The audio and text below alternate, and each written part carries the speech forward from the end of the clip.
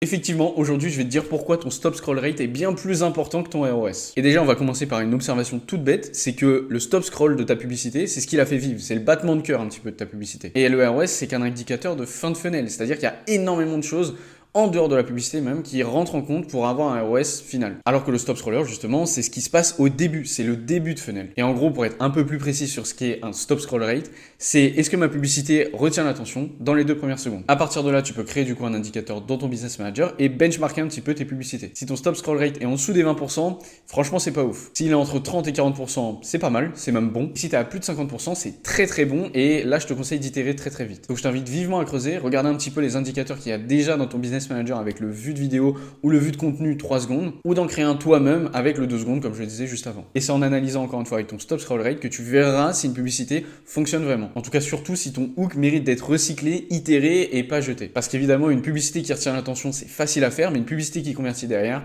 c'est un autre sujet. Mais par pitié n'ignore pas le stop scroll rate et commence à faire des bons stop scrollers.